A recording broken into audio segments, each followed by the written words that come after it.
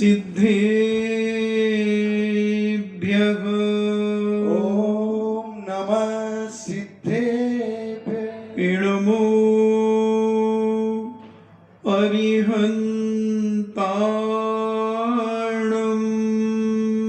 नमो अरिहन्ताणम् इणमो सिद्धाणम्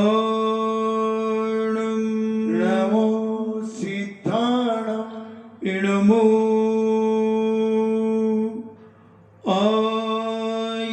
आयर्याणम् नमो आयर्याणम् इणमो उवज्झायाणम्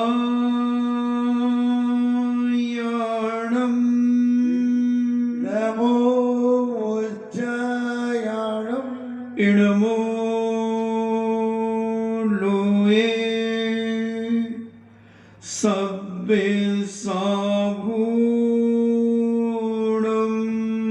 नमो लोये सौव साहुणम् पंच परमेश की भगवान की जय हो अहिंसामयी बीतराग विश्व धर्म की जय हो देवादिदेव 1008 श्री आदिनाथ भगवान की जय हो देवादिदेव 1008 चिंतामणि घोर उपसर्ग विजेता श्री पार्श्वनाथ भगवान की जय हो देवादिदेव 1008 शासन नायक बाल ब्रह्मचारी भगवान महावीर स्वामी की जय हो परम पूजनी आचार्य श्रोमणि गुरुवर श्री कुंद कुंद महामुनिराज की जय हो परम पूजनी आचार्य श्रोमणि गुरुवर श्री विद्यासागर जी महामुनिराज की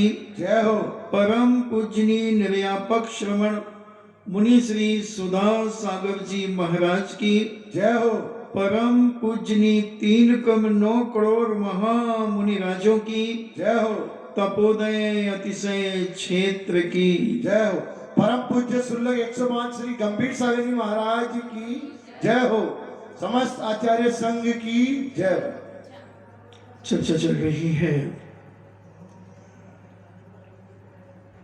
साधक जब साधना में उतरता है तो अनेक बाधक कारण उपस्थित होते हैं, मगर उन बाधक कारणों का निवारण करता हुआ साधक अपनी साधना में अग्रसर होता है। और ये साधना कोई एक भाव की नहीं हुआ करती, अनेक अनेक भावों से जब साधना की जाती है तब उसका प्रतिफल हमारे जीवन में प्राप्त होता है। कोई भी बीमारी एक दिन में नहीं आ जाती, कोरोना क्यों ना हो, एक दिन में कोरोना किसी को नहीं होता।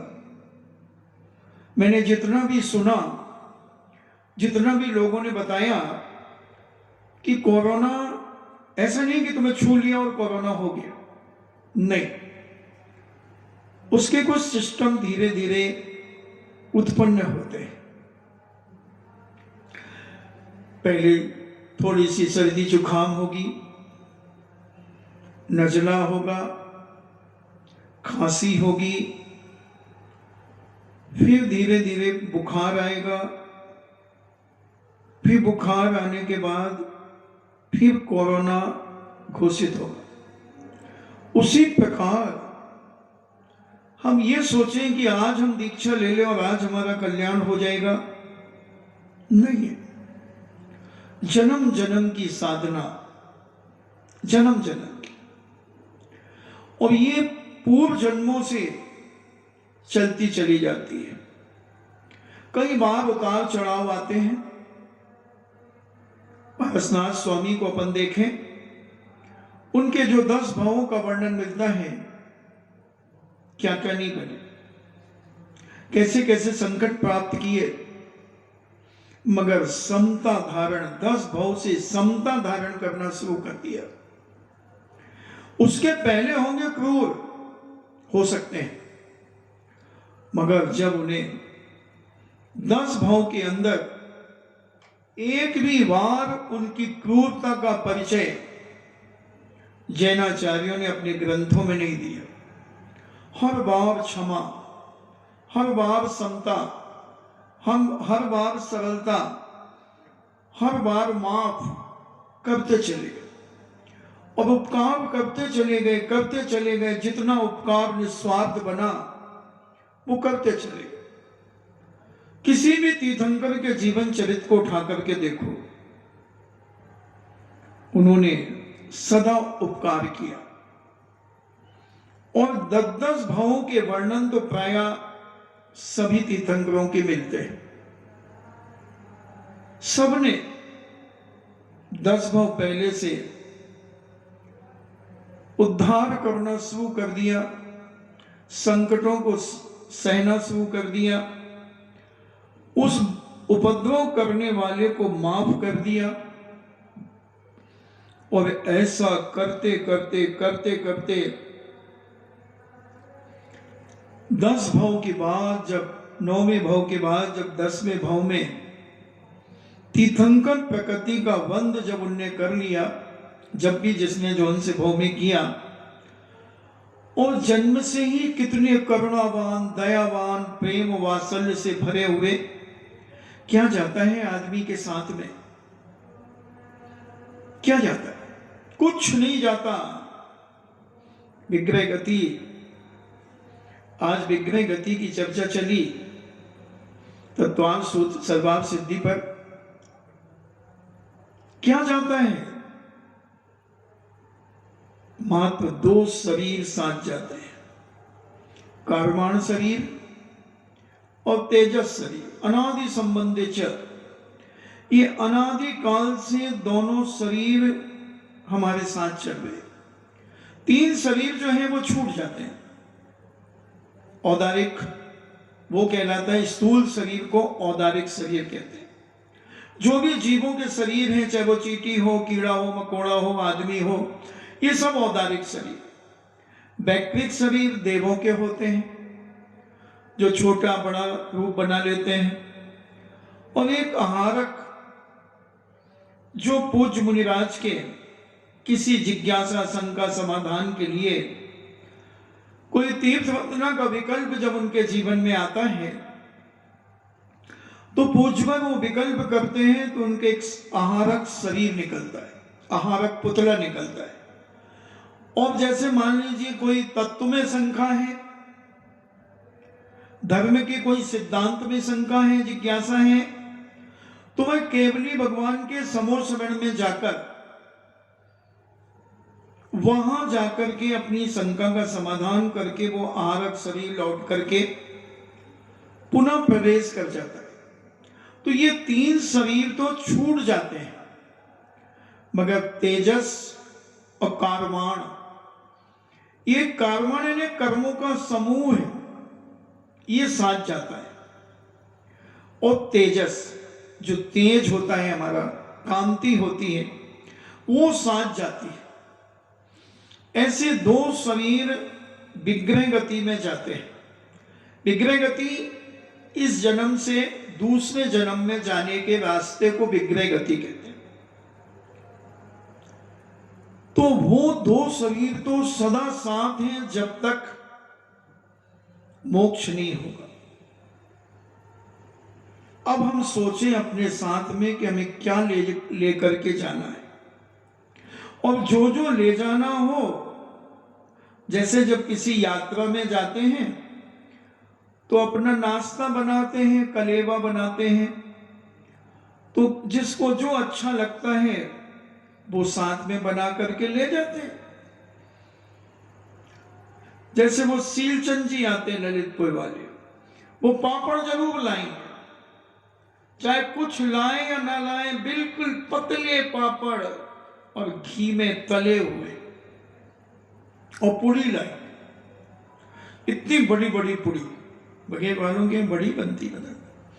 आमा में हमने देखा तो उधर बड़ी बनती थी, इतनी बड़ी।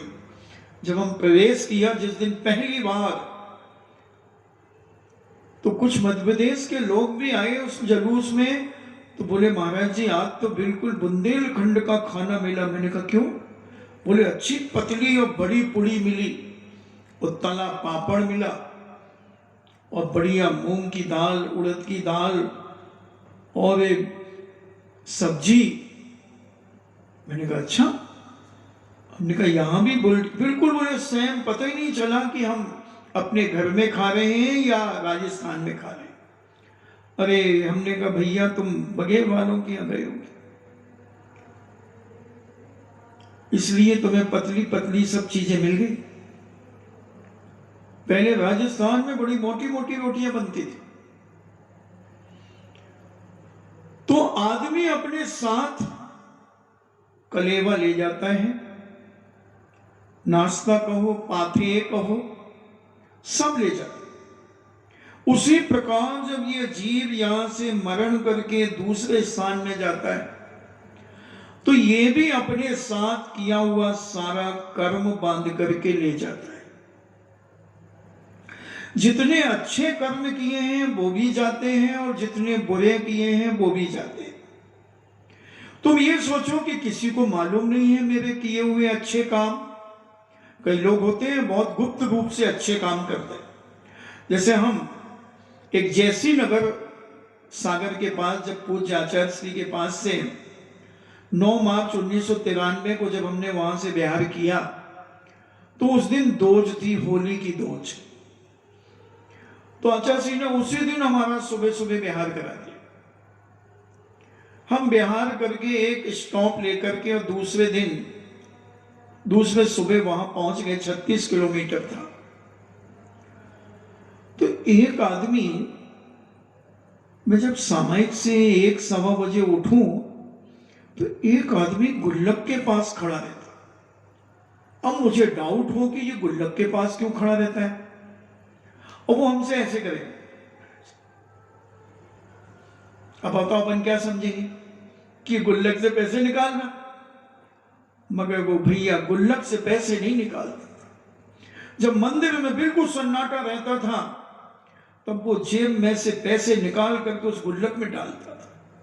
कोई के सामने नहीं डालता था, उसमें डालता जाता था। और जब मकान मंदिर का काम चल रहा था, और उस दिन ज्यादा डालता था, जब मान लो लेबर को पैसा देना है, तो कमेटी का भी 8 दिन पहले तो गुल्लक खोली थी, और पैसे तो है नहीं, अब कल सब लेबर को पैसे देना है। वो कहता हो जाएगा, अपन तो चिंता ही मत करो, सब हो जाएगा, सब हो जाएगा। अभी लोग कहें कैसे हो जाएगा? अरे बोली तुम चिंता मत करो, सब हो जाएगा। और वो या तो सवेरे जल्दी आ जाए, या फिर शाम को देना पेमेंट सारी लेबर को। इधर बैठो ना, चाबी लेनी है।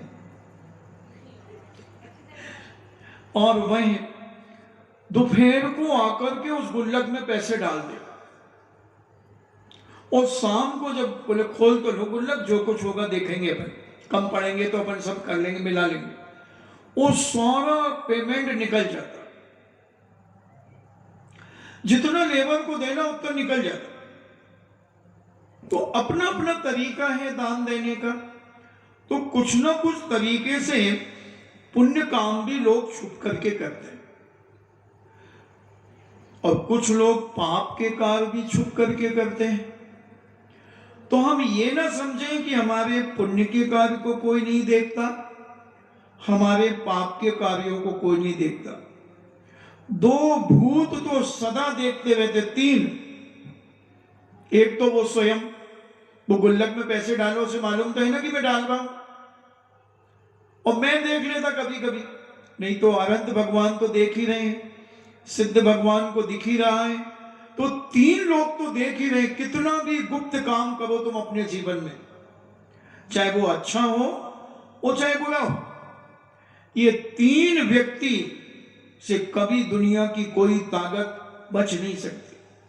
कितना भी छुप करके करो, तुम सद्दाम के बंकर में जाकर के भी करो, तुम पाताल लोक में जाकर के करो, तुम ऊर्ध्व लोक में जाकर के करो, तुम मध्य लोक में जाकर के कहीं छुप करके करो, कुछ होने वाला नहीं।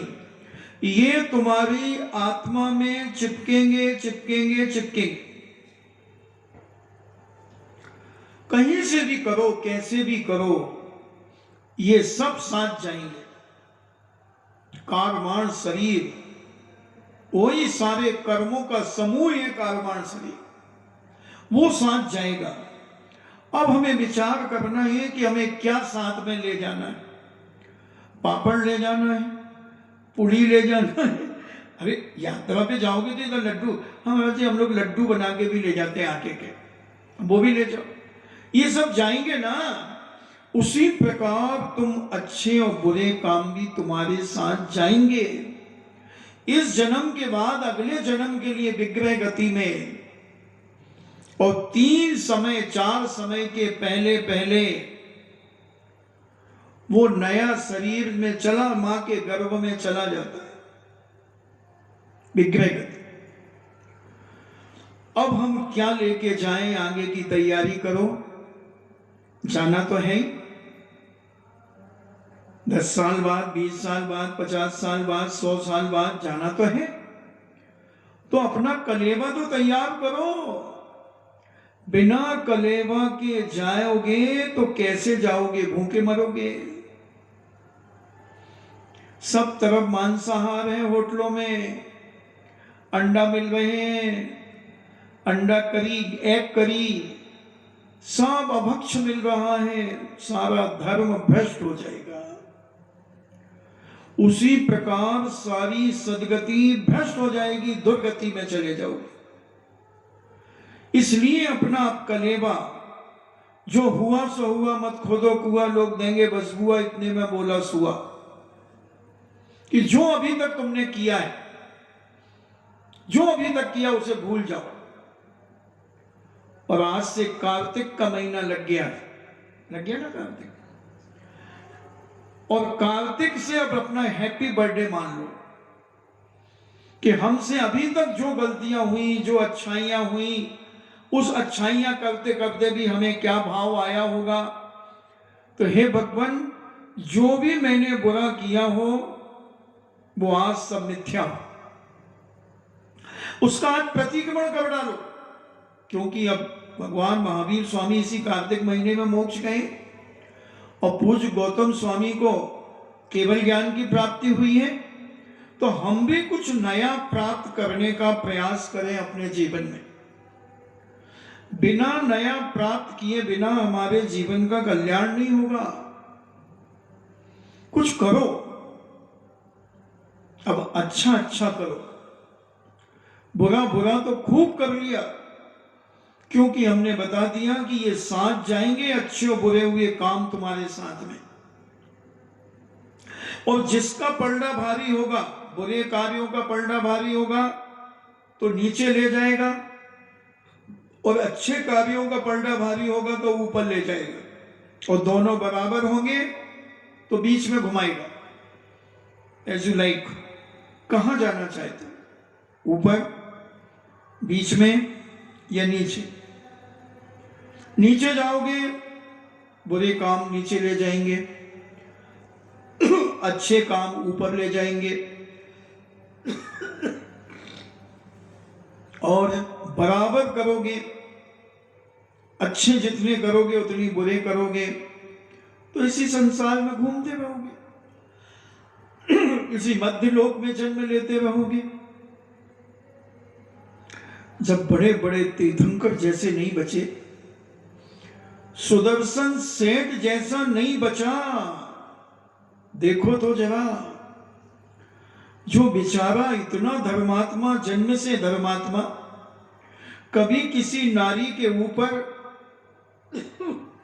दृष्टि खराब नहीं की, मगर नारियां दृष्टि खराब कर रही हैं उसके ऊपर।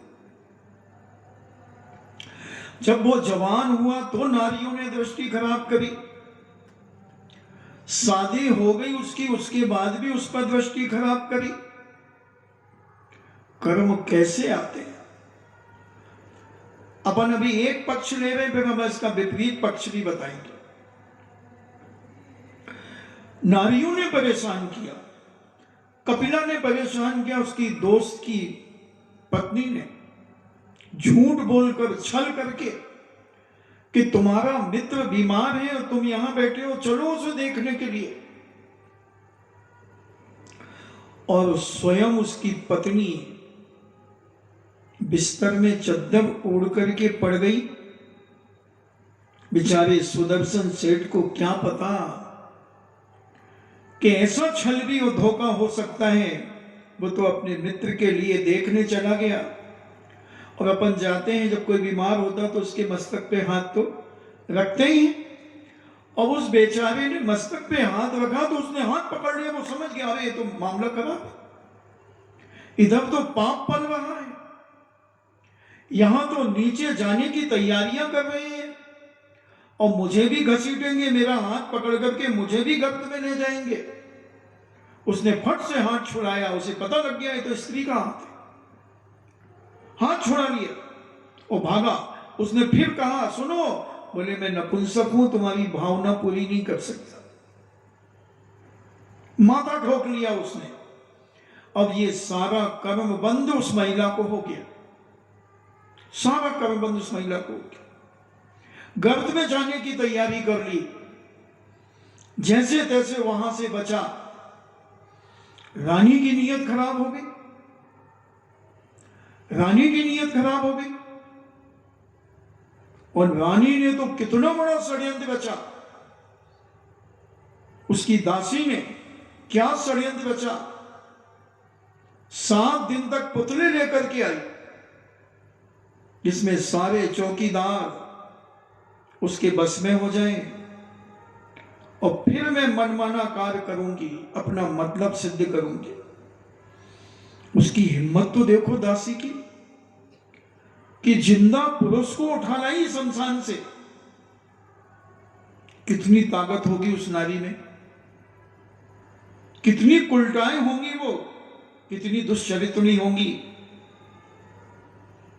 कि शमशान से उठा लाई उसे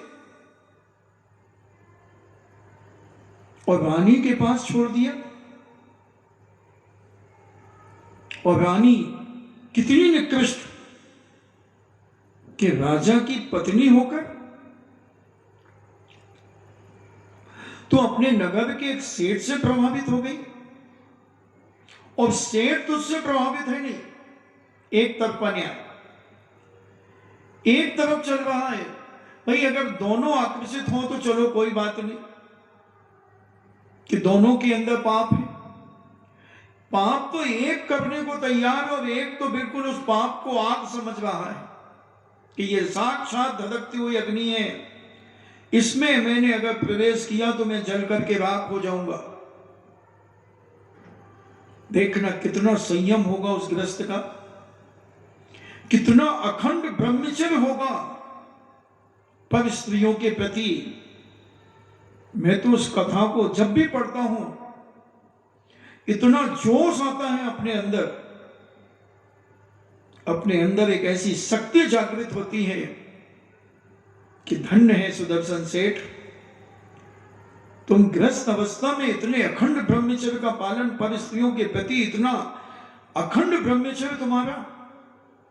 साक्षात रानी तुम्हें मिल रही है और तुम काष्ठवत हो गए। कोई मुनिराज होते तो चलो कोई बात नहीं, मगर एक गृहस्थी में रहने वाला,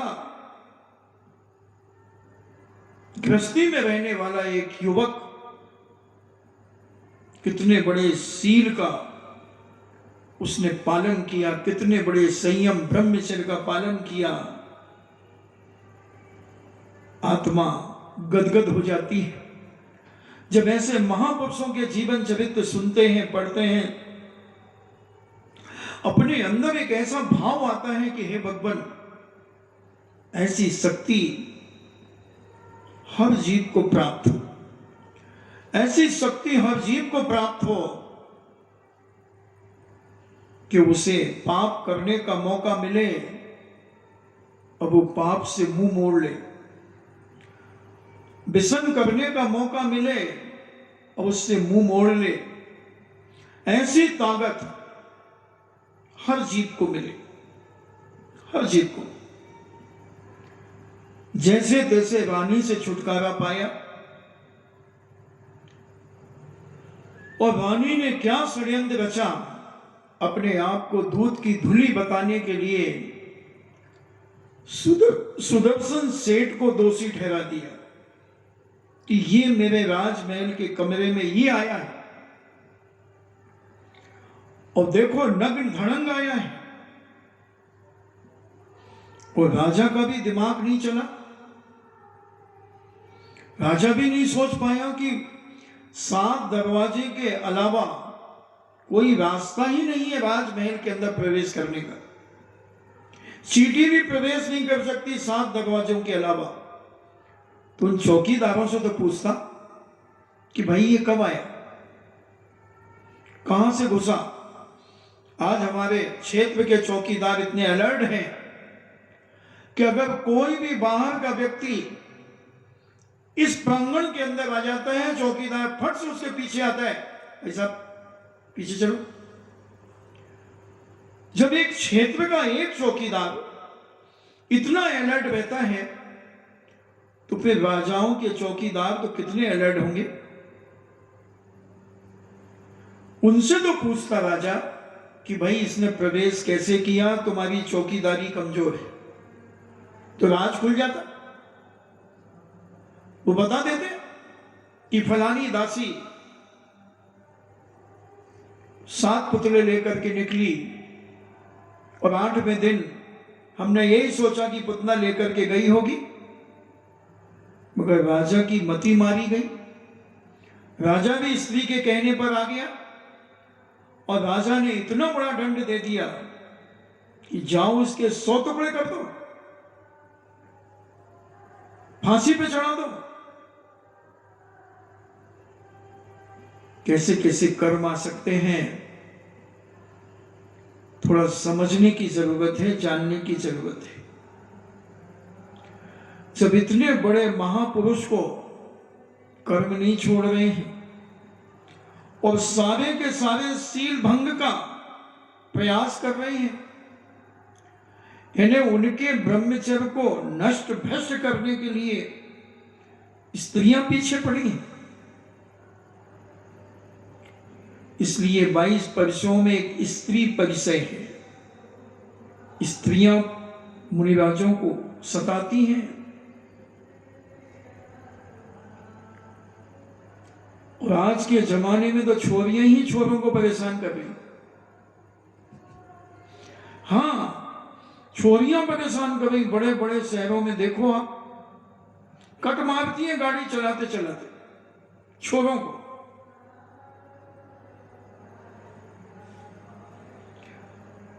तो जब तो अनादिकाल से जब पहले ही सुदर्शन को परेशान कर रही, तो आज भी करेंगे।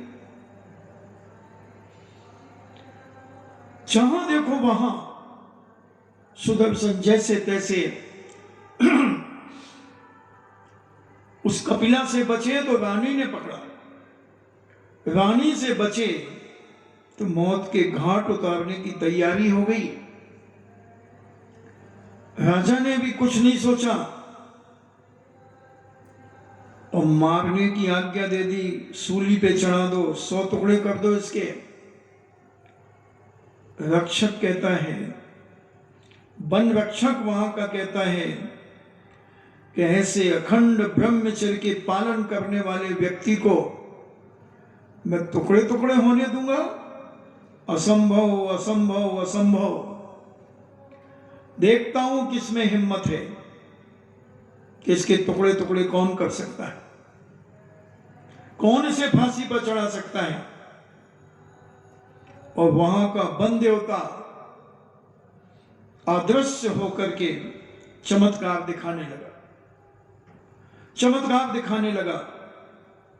फांसी पे लटकाया तो फांसी माला बन गई।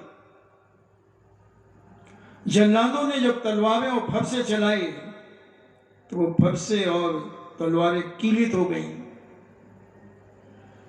और माला पर माला डलती चली गई। जब राजा को ये बात पता चली तो राजा सुदर्शन सेठ के चरणों में नतमस्तक हो गया। गिर गया। और रानी को जब ये पता चला तो रानी ने आत्महत्या कर ली। देखना स्त्रियों के चरित्र, देखा उसने कि अब राज खुल जाएगा, सुदर्शन कुछ ना कुछ बोलेगा, या जनता देखेगी कि तलवारें क्यों नहीं चल रही हैं, रक्षक वन देवता रक्षा क्यों कर रहा है, क्या गलत आदमी की कोई रक्षा करता है? गलत आदमी की कोई रक्षा नहीं करता। और ये स्त्री वाले मामले में तो कोई नहीं करता। 2 केसों में बुंदेलखंड में कहावत है, चोरी और छिनारे में कोई सहयोग नहीं देता।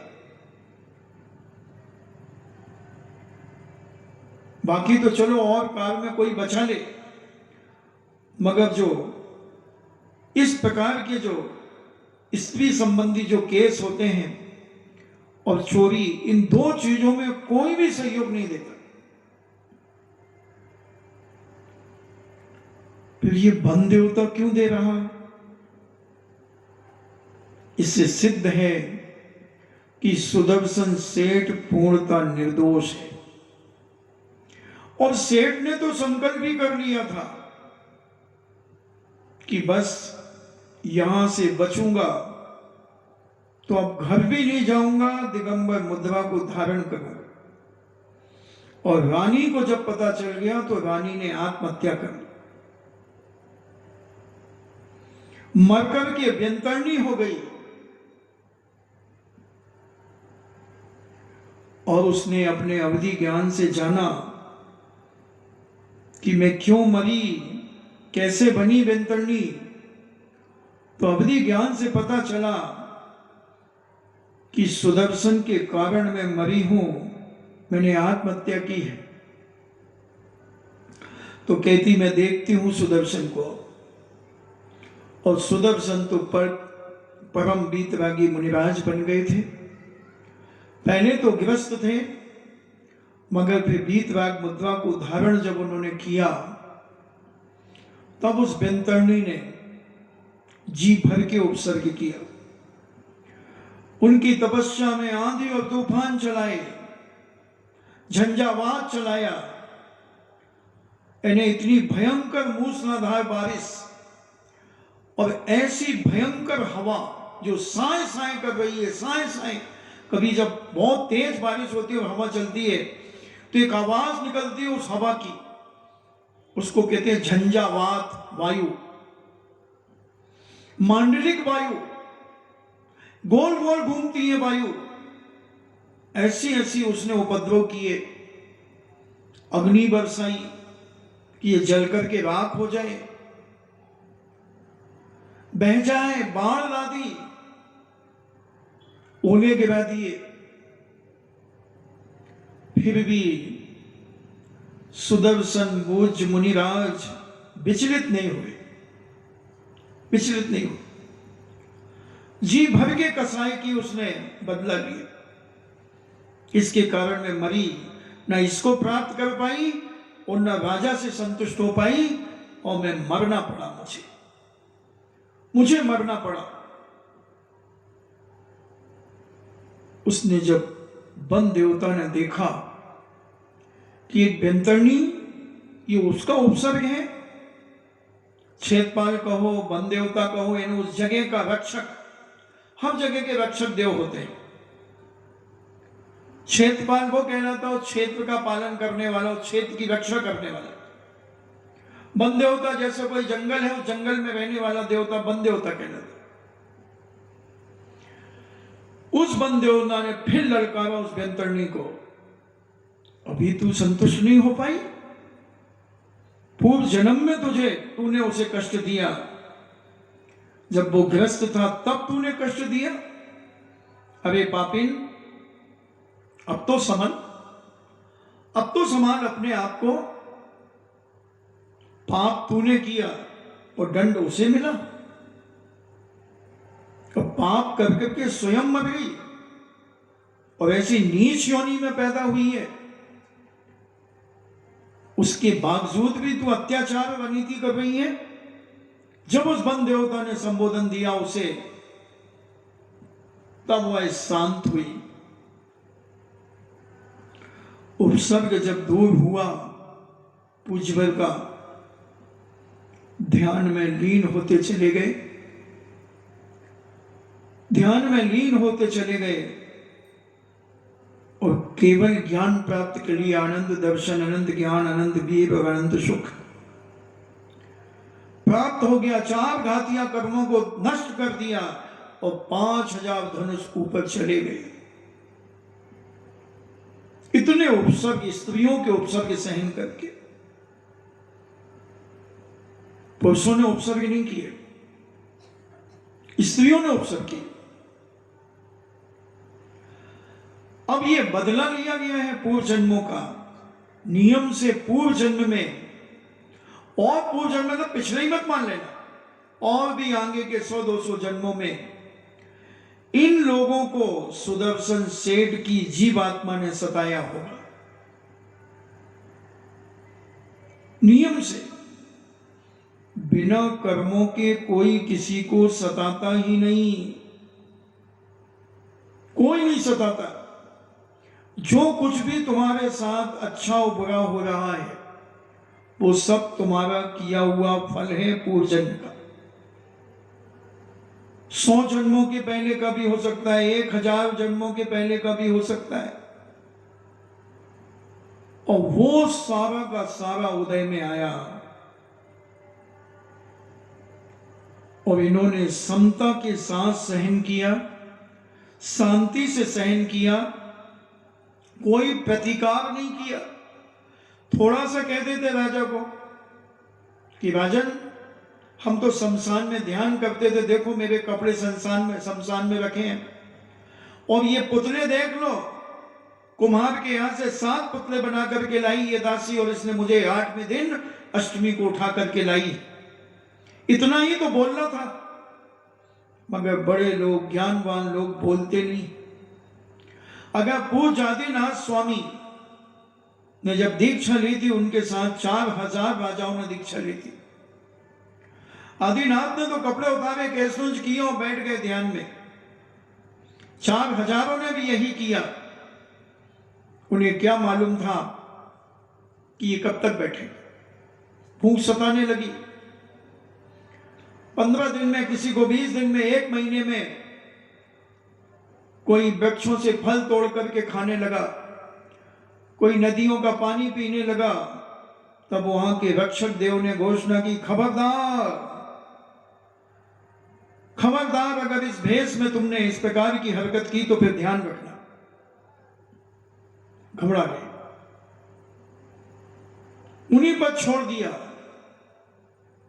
वहीं झोपड़ियां कुटियां बना करके रहने लगे। कोई ने भभूत लगा ली, कोई ने बक्कल पहन लिए, कोई ने बड़े बड़े बाल रख लिए, त्रिशूल ले लिया, किसी ने तलवार ले ली, अनेक अनेक रूप बना करके रहने लगे।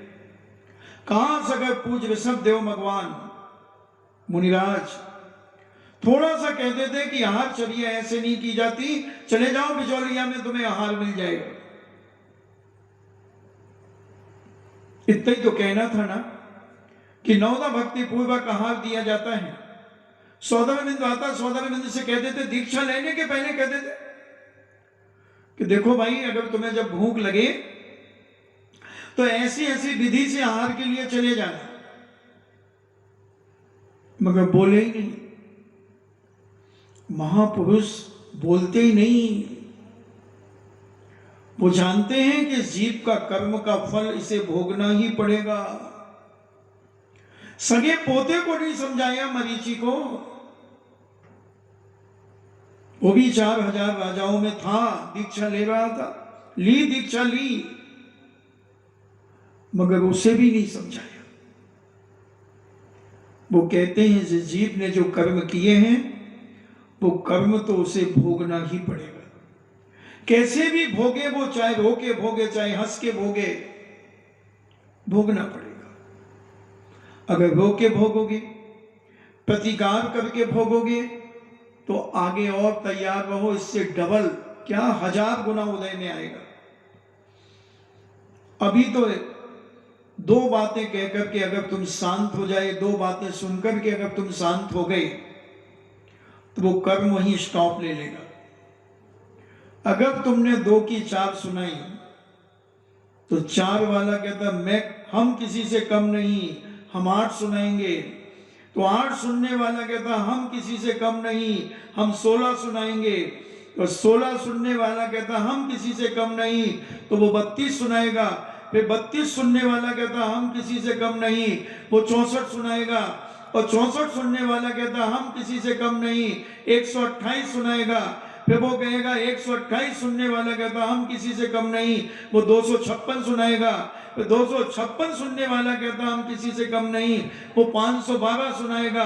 512 सुनने वाला कहता हम किसी से कम नहीं, वो 1024 सुनाएगा। ऐसे बढ़ते जाएंगे, कभी निपटारा नहीं होगा, कभी निपटारा नहीं होगा। मैं तो और बता सकता हूं, चिंता मत करो, 10, 15, 20 हजार तक बता सकता हूं। साइंस का स्टूडेंट रहा हूं। तो ये कर्म ऐसे चलते रहेंगे। अब इसको अगर तुम्हें रोकना है, स्टॉप देना है, तो तुम्हें अपनी आत्मा में ब्रेक लगाना पड़ेगा, अपने परिणामों को रोकना पड़ेगा, अपनी भावनाओं को रोकना पड़ेगा कि क्यों इसके मुंह लग रही, बोलने दे ऐसे, अपन तो चुपचाप रहो, चुप ही चाप, तुम बोले हम तो चुप ही चाप। 3 बहुत सुंदर बच्चे थे, मैंने पहले भी सुनाया था। 3 बहुत सुंदर, ऐसे मलाई से थे, बिल्कुल ऐसे गोरे नारे चिकने, बिल्कुल ऐसे सुंदर, मगर बेचारे तोतले थे। उनकी शादी नहीं हो रही थी, बड़े बड़े हो गए थे, पिताजी बड़े परेशान थे। जो भी लड़की वाला देखने आए, वो कहे वाह क्या रूप है, इन्हें सुदर्शन के टक्कर के होंगे मुझे लगता है, इतने सुंदर। मगर तोतले थे, बोले होंगे झूठ खूब पूजन्म, किए होंगे कोई पाप अत्याचार, दूसरों को बुरे शब्द कहे होंगे, निंदा की होगी दूसरों की, तो तोतले हुए। खूब खिलाया उनकी मतारी ने कुरंदान, एक कुरंदान आता है तोतलों को सुधारने के लिए, कुरंदान खिलाया होगा तो भी ठीक नहीं हुए। और भी चीजों, और भी उपचार हैं इनके तोतलों के, नहीं हुए ठीक। पिताजी बड़ा परेशान, बोले कि ध्यान रखो, आज एक परिवार की 3 लड़कियां हैं एक ही घर की। अतः पिताजी अतः सुंदर है, हाँ सुंदर है बेटा, बहुत अच्छी हैं, ज्ञानवान है, चारित्रवान है, सब प्रकार से योग्य हैं, मगर तुम तीनों बोलोगे नहीं, ये ध्यान रखना। तुम कुछ भी नहीं कहना, तुम तो बैठे रहना, बस मुस्कुराते रहना थोड़ा थोड़ा, और कुछ बोलना मत, ठीक है पिताजी। लड़की वाले आए तो लड़के को तो अच्छे से देखेंगे ठोक बजा करके, ऐसे थोड़ी कोई अपनी बिटिया दे देगा। पिताजी ने, उसके पिताजी ने कहा तुम बिल्कुल नहीं बोलना, तुम तो बस मुस्कुराना, बैठे बैठे सब बात हम करेंगे। अच्छा तो आपकी बेटियां कहाँ तक पढ़ी हैं, क्या किया है, सब पूछा।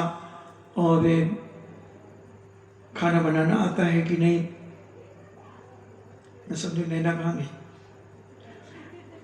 खाना बनाना आता है कि नहीं, हाँ रसोई में तो बिल्कुल पाक शास्त्री हैं बिटिया, होम साइंस उनका विषय ही था। स्कूल में बहुत टमाटर के सूप बनाए, कच्चे केले की टिक्कियां बनाई, केले के समोसे बनाए, कचौरी बनाई, सब आइटम जानती है हमारी बिटिया तीनों। अगर 50 आदमी भी आ जाएं तो हमारे तीनों बना करके उनको भोजन करा सकती हैं। अच्छा हाँ, इतनी होशियार है, ठीक है। और लेन देन कैसा, अरे साहब जो आप कहोगे, सब बराबर हो गया, सब तय हो गया। पिताजी नाश्ता लेने के लिए गए तो लड़की का पिता देखता है, वाह क्या सुंदर है, पूर्व जन्म में आप लोगों ने खूब जिनेंद्र भगवान की भक्ति की होगी, क्या रूप है आपका। क्योंकि पूज्य समन्वत स्वामी ने रत्नकंडक श्रावकाचार्य में कहा है, भक्ति सुंदर रूपम, तो तीनों ऐसे करते हैं। क्या रूप मिला, धन्य है। अब एक को सहन नहीं हुई अपनी तारीफ, तो कहता अबे टावाओ, अभी तो हमने तिलक नहीं लगाओ, तिलक तिलक तिलक नहीं लगाओ। तो दूसरा कहता टाए टाए, डड्डा ने क्या कही थी, डड्डा ने क्या कही थी। तो तीसरा कहता तुम बोले, हम तो टुप्पा ही टाप, हम तो टुप्पा ही टाप। तीनों बोल गए, तीनों बोल गए, और बोले तो फंसे, बोले और फंसे। इसलिए बोलो ही नहीं, बोलो ही नहीं कभी। बहुत कम शब्दों में गहरी बात बोलो। जब बोलना ही पड़े, नहीं तो सुनो, उसमें भी बड़ी इज्जत रहती है सुनने में। सुनते रहो, बैठे रहो, से मिलाते रहो, लोग विद्वान मानते हैं, विद्वान मानते हैं। और नहीं बोलो तो लोग कहते कितने सहनशील व्यक्ति हैं, देखो जवाब ही नहीं देते, बोलते ही नहीं, बहुत कम बोलते हैं, सुनते रहते, तो इज्जत है। और बोले तो दिन भर चपड़ चपड़ करता रहता है, अकल ही नहीं है, कहीं भी बोल देता है, कुछ भी बोल देता है। बोलने वाले की फांसी है, फांसी है। भरत चक्रवर्ती के 923 पुत्र बोले ही नहीं, बोले ही नहीं। चक्रवर्ती ने घोषणा कर दी कि जो मेरे पुत्रों को बोलता हुआ दिखाएगा उसे मोह मांगा इनाम दिया जाएगा, मगर वो तो बोले ही नहीं। सीधे जाके आदिनाथ के समोशरण में जाके बोले दीक्षाम देही, बोले ही नहीं। सुन लिया, एक दौड़ता आया और बोले कि चक्रवर्ती तुम्हारे बच्चे बोल रहे हैं। चक्रवर्ती दौड़ा, जब तक तो वो केस छो गए थे, कपड़े उतर गए थे, वो तो ध्यान में बैठ गए थे। अब क्या बोला, बोलने वाले की तो फांसी है हर जगह, मुस्कुराने वाले की जीत है, मुस्कुराने वाले की जीत है। अच्छा बताओ, आप ज्यादा बोलने वाले को पसंद करते हो? कोई नहीं करता। कम बोलने वाले की हर व्यक्ति इज्जत करता है। समय पे बोलो, जरूरत पर बोलो, जितना आवश्यक है उतना बोलो, मगर पहले तौलो फिर बोलो। जो मुंह में आया वो नहीं बोल देना, नहीं तो अपमानित हो जाओगे, जीवन बर्बाद हो जाएगा, लोग छोटी नजर से देखने लगेंगे। तो ये सारे उपसर्ग सहन किए पूज्यवर ने। निर्माण हुआ उनका पौष शुक्ला पंचमी को सुदर्शन सेठ मुनिराज का। कहां पर हुआ? पाटलिपुत्र का गुलजार बाग जो क्षेत्र है सुदर्शन पथ पर स्थित है। सुदर्शन पथ एक चौराहे का नाम है और वहीं से उनका निर्माण स्थल है। छोटा सा स्थान बनाया है लोगों ने। अगर सुधा सागर जी महाराज चले जाएं तो सुदर्शन मुनिराज का ऐसा स्थान बनाएंगे, मगर वो बिहार पटना के पास है। मैंने जब उस कथा को पढ़ा था, जब महाराज जी जरूर याद आई। हमने कहा यही कर सकते, दोनों की राशि भी मिलती है, सुधा और सुदर्शन। और ये तो बिल्कुल ऐसा बनाएंगे, ये उपसर्ग रानी का उपसर्ग भी दिखाएंगे, बेश्या का उपसर्ग भी दिखाएंगे, कपिला का उपसर्ग भी दिखाएंगे। ऐसे चित्र बड़े बड़े मार्बलों में ऐसा बनवाएंगे, ऐसा क्षेत्र बनेगा कि लोग अभी तीर्थंकरों के ही निर्माण भूमियों में जाते हैं, ऐसे महापुरुषों की भूमियों के भी दर्शन करें। पूरा इतिहास बना देंगे उनका। ऐसा वह स्थान, कमला हद भी कहते हैं उसे, कमला हद उस क्षेत्र का नाम है। कमला हद सिद्ध क्षेत्र जो पाटलिपुत्र के गुलजार बाग में है, और दर्शन करने जाना चाहिए। जब भी बिहार शिखर जी जाओ तो वहां पटना के पास में, आरा के पास में, सब जगह के किलोमीटर्स लिखे हुए हैं। ये तो यहां से गुलजार बाग से मुश्किल से 2-3 फरलांग दूर है, 5-6 आधा किलोमीटर ज्यादा ज्यादा। बहुत छोटा सा स्थान बनाया उन्होंने, कोशिश कर रहे हैं, छोटी समाज है। ले भाई अभी चली, अबे रात को कहां जाओगी अभी वहां, बड़ी आफत। खैर तुम्हें जाना है तो जाओ, अंधेरा है।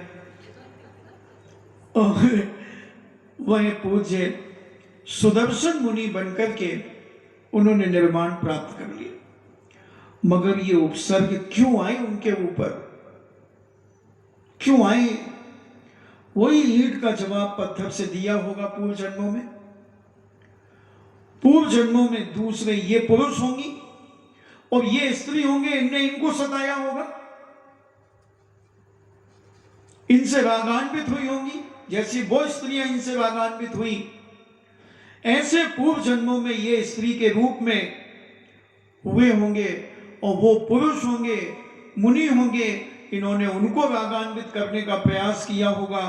तो कर्म पलट करके आया,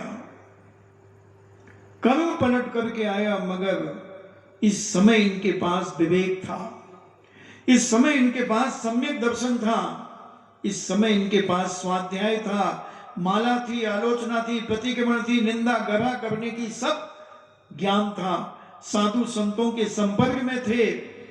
तो जब उन स्त्रियों ने अपने पूर्व जन्मों के बदले लिए इनके ऊपर आकर, तो इन्होंने बड़े समता के साथ सहन किया, उपसर्ग मान करके सहन किया कि हमारे पूर्व जन्म के किए हुए कर्म का ये बदला ले रही हैं।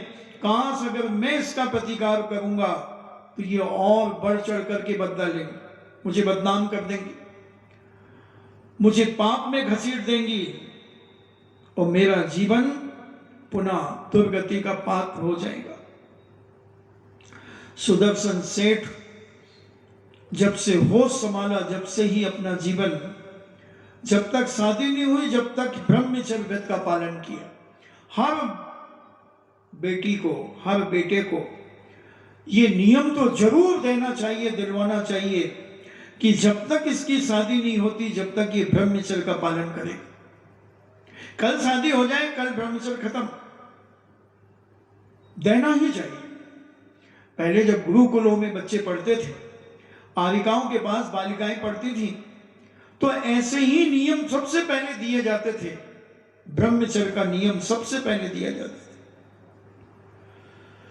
तभी विद्या अध्ययन होता है जब उनकी दृष्टि पवित्र होती है। ज्ञानावर्णी कर्म का क्षयोपशम बड़ा तीव्र होता है।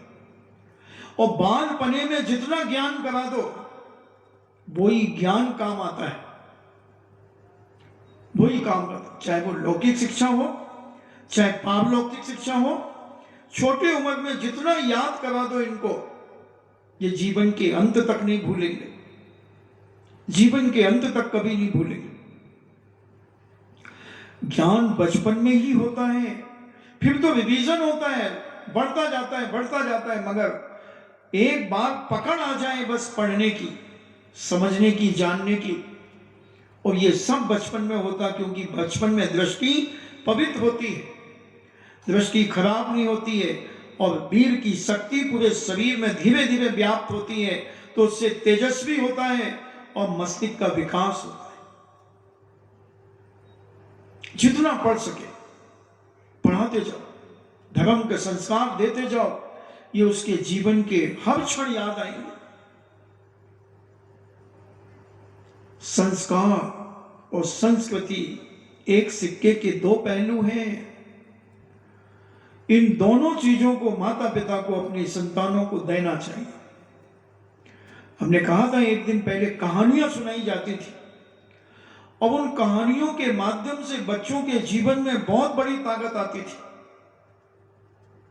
एकाग्रता आती थी, कहानियों में ऐसी शिक्षा दी जाती थी। आज हम पढ़ते पढ़ते थोड़ा सा कुछ होता, किताब पटक करके वो दौड़ जाते, हम भूल जाते कि हम पढ़ रहे थे, पढ़ने जा रहे थे। हमारा एकाग्रता खत्म होती चली जा रही है। एकाग्रता होना सब जीवन में बहुत जरूरी है। जिस भी क्षेत्र में तुम काम करो उसमें एकाग्रता होना चाहिए। कोई कितना भी परेशान करे मगर तुम अपनी एकाग्रता नष्ट मत करो। एक बाबा अपने आश्रम में रहता था, उससे बड़े बड़े लोग मिलने आते थे, सेठ साहूकार सब आते थे। एक बार राजा साहब को पता चला कि हमारे ही राज्य में एक जंगल में एक बाबा का आश्रम है और उस आश्रम में सारे बड़े बड़े लोग जाते हैं, बहुत सी बातें उनसे पूछते हैं और वो सारी बातों के निदान देते हैं, समाधान देते हैं। बड़े ज्ञानवान हैं मगर सादा जीवन, उच्च विचार, कभी किसी से कुछ लेते नहीं। कोई भेंट भी दे तो कहते नहीं, आवश्यक नहीं है। बड़े निर्मोही, बड़े समताधारी। तो राजा ने कहा कि चलो अपन भी चलते हैं। और राजा अपने सैनिकों के साथ, हाथी घोड़ों के साथ, ढोल मजीरियों के साथ उस जंगल की ओर चले। जनता भी गई, साथ में राजा साहब जा रहे थे। और उस समय बाबा जी एक खड्डा खोद रहे थे। कोई वृक्ष लगाना होगा, बड़ी तल्लीनता से वो गड्ढे खोद रहे थे, तल्लीन थे। राजा का दूत आया और बोले, साहब, राजा साहब आपसे मिलने आए हैं। उन्होंने नजर उठा के भी नहीं देखा, वो अपना खड्डा खोदने में लगे रहे। लौट के गया, बोले, राजा साहब, उसने तो कोई हूं डकात भी नहीं किया। आप राजा होकर के और आपकी प्रजा का आदमी इतना अहंकारी कि आपसे, आपका नाम सुनते उसे खड़े हो जाना चाहिए था, उसे आगवानी के लिए आना चाहिए था, आदि आदि। राजा को थोड़ा क्रोध आया। राजा ने कहा, बजाओ नगाड़े खूब जम के। खूब ढोल नगाड़े बजाए मगर वो तो हिले ही नहीं। वो तो अपना खड्डा खोदता रहा। जितना उसे खड्डा खोदना था उतनी गहराई का खड्डा खोदा। और इधर नगाड़े बज रहे हैं, ढोल बज रहे हैं, हाथी चिढ़ाड़ रहे हैं, मगर उसे कोई फर्क नहीं पड़ा। उसने अपना पेड़ लाया, जो पौधा लाया वो पौधा लगाया, मिट्टी डाली, खाद डाली, पानी डाला, सब कुछ डाला। फिर उसके बाद वो खड़ा हुआ। जब नगाड़े अगाड़े सब बंद हो चुके थे, राजा कहता, बहरा तो नहीं है, मगर उसे कोई फर्क नहीं पड़ा। फिर उसने जब पलट के देखा तो बोले, राजा साहब आए हैं। उसने माला उठाई, राजा साहब उतर के आए, राजा साहब को माला पहनाई, शीतल जल पिलाया, आसन पे बिठाया। राजा ने कहा कि भाई तुम बहरे हो? बोले, नहीं राजा साहब, मैं बहरा नहीं हूं। बोले, इतना बड़ा लवाजमा मेरे साथ आया जिसकी आवाजें सुनकर के बंद दरवाजे खुल गए। लोग ढेर सारे मेरे साथ आए, इतनी बातचीत कोलाहल हो रहा है, फिर भी तुमने चू चपाट नहीं की। इतने नगाड़े बजे। बोले, राजा साहब, मेरा एक सिद्धांत है कि मैं जिस काम को करता हूं मैं उसमय हो जाता हूं। मैं खड्डा मय था, मैं खड्डा, हाथ नहीं खोद रहे थे मेरे, पूरा शरीर उस खड्डे को खोद रहा था। मैं पूर्णतः खड्डा मय हो चुका था। मुझे कोई आवाज नहीं, मुझे कोई ध्यान नहीं, मेरा बस एक ही लक्ष्य था, इस गड्ढे को खोदकर इसमें मुझे पेड़ लगाना है, खाद डालना है, पानी डालना है, फिर दूसरा काम करना। राजा ने कहा कि मैं तुमसे कुछ शिक्षा लेने आया हूं। मैंने पहली शिक्षा तो मैंने दे दी कि जिस काम को करो तन्मयता से करो, नहीं तो मत करो। अधूरा छोड़कर जाने का प्रयास मत करो। कल कर लेंगे, परसों कर लेंगे, टाल मटोल मत करो। जिस समय शुरू कर दिया तो जब तक वो पूरा ना हो जब तक उसे छोड़ो मत। पहली शिक्षा अगर अपने जीवन में तुम ये राजन, ये अगर तुम याद रख लो तो तुम जीवन में कभी परास्त नहीं होगी। तुम कभी उस राजा को हमला करते हो, कभी उधर करते हो, कभी उसकी राजधानी में घुसने का प्रयास करो। एक तरफ से जीतना शुरू करो, एक तरफ से। जैसे किंवदंती बीरबल की आती है,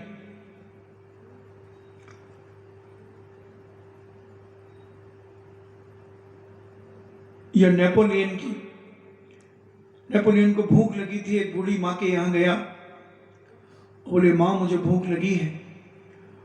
उस माँ ने खीर दी, या शायद शिवाजी की हो सकती है। खीर, एक खिचड़ी या खीर जो भी, खिचड़ी खिलाई, थाल में खिचड़ी रख दी और उसने बीच में घी डाल दिया।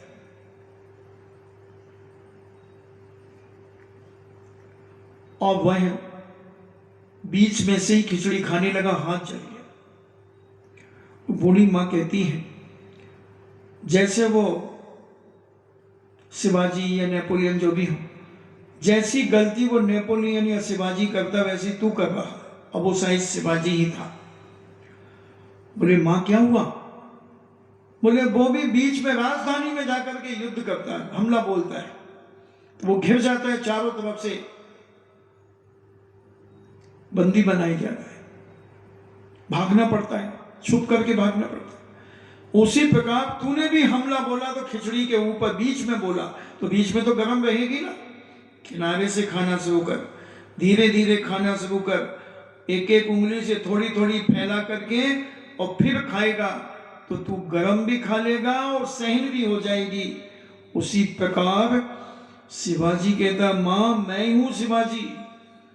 तो बोले तू किनारे से हमला करना शुरू कर, किनारे से हमला शुरू कर, तू तो सीधा राजधानी में जाकर के हमला करता, इसलिए तू पराजित हो जाता। तो माताएं ऐसी छोटी छोटी कहानियों में अपने बच्चों को ऐसी शिक्षा देती थी कि वो शिक्षा जीवन के अंत तक उन्हें काम आती थी। छुट्टियों में नानी के यहां क्यों जाते थे बच्चे? नानी रोज अपने लाड़लों को गोदी में बिठा करके और धीरे धीरे एक एक कहानी सुनाती थी। दादी सुनाती थी, मगर अपना दादी को आती है कहानी, ना नानी को आती है कहानी। सबको क्या सुहानी लगती है? घर घर की कहानी, घर घर की कहानी। और एक वो तुलसी,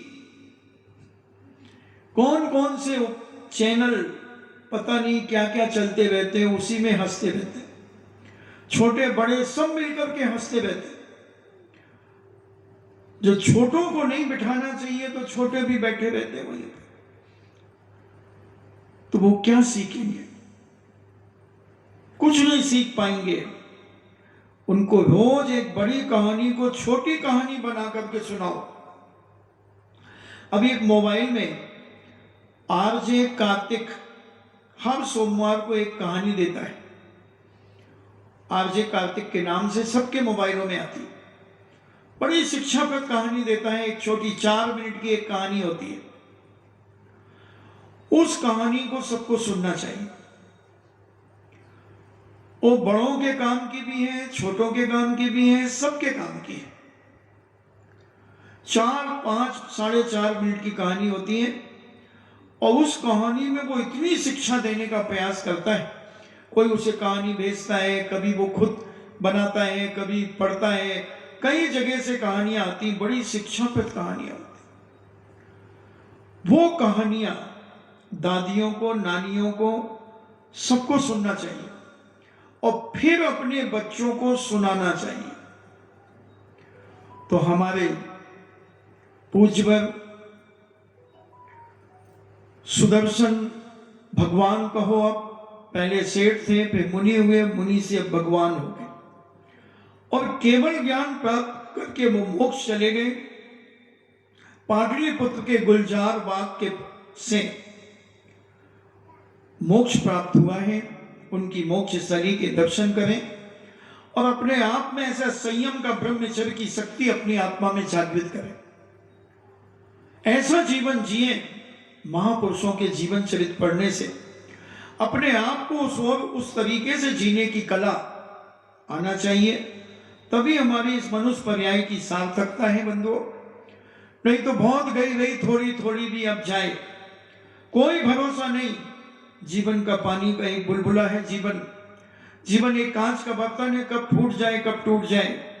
उसके पहले अपने जीवन में व्रतों को धारण करके और हम जीवन का अंत करें। इन्हीं मंगल भावना के साथ सबकी आत्मा परमात्मा बने। जिनवाणी स्तुति। जिनवाणी के ज्ञान से सूझे लोकालोक, सोबाणी मस्तके धरो सदा देते हूँ धोख। हे जिनवाणी भारती तो है जपो दिन रैन, जो तेरो शरणा गहे सो पावे सुख चैन। देव भजो अरिहंति को गुरु सेवा निर्ग्रंथ, दया धर्म पालो सदा यही मोक्ष का पंथ। 9 बार नमो का।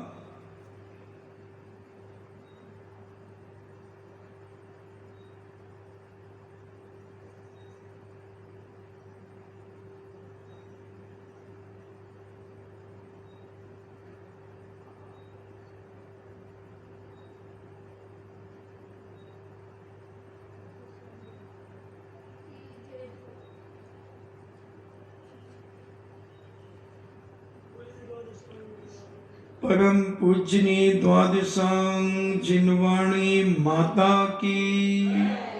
सुत देवता सुत देवता सुत देवता जैनम जेतु शासनम